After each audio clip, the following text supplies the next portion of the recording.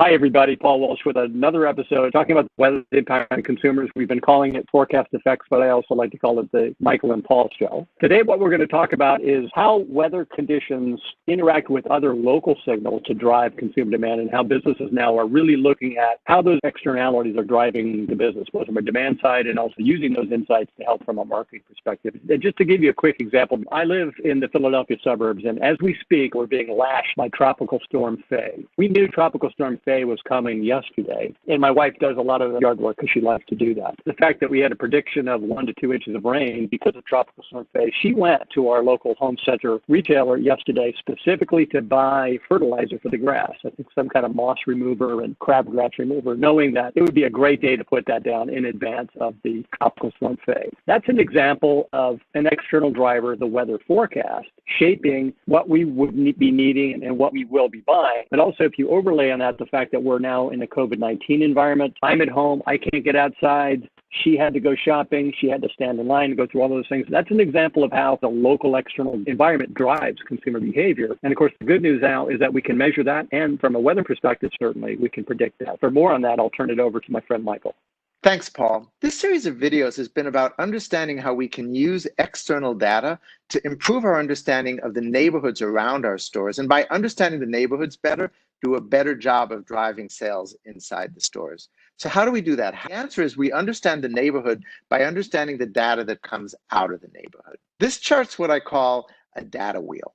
And on the one side of this wheel, you can see internal data. This is data such as sales data, pricing data, promotional data, even inventory data. And it's the type of information that retailers have been using to understand the sales in their stores and how they can improve their sales moving forward. The other side of this wheel is what we call external data. This is data such as demographic data around the customers in the store. So who are the customers? What type of work do they do? What's their ethnicity? What income do they have? There's also economic data around the store. So this is information such as the unemployment rate, average price of a home around the store.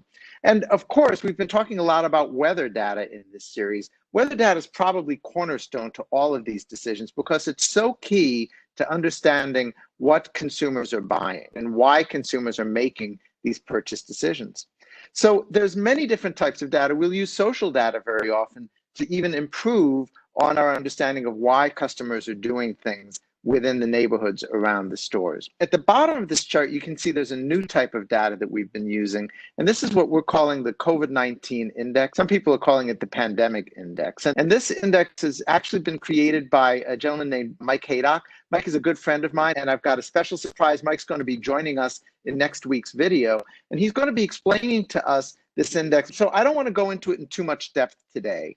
But let me just say very briefly, it's almost a sentiment analysis or a sentiment index. It helps us to understand how consumers are feeling right now about the pandemic, about COVID-19. And are they worried? Is it something that's keeping them indoors? Are they still going out and shopping? And it's very, very localized. We can gain this understanding from a neighborhood to a neighborhood. So think about the types of decisions that we can make with this understanding, right? We can understand better where we should be putting our merchandise in our inventory. We can understand where it would make sense to be doing advertising.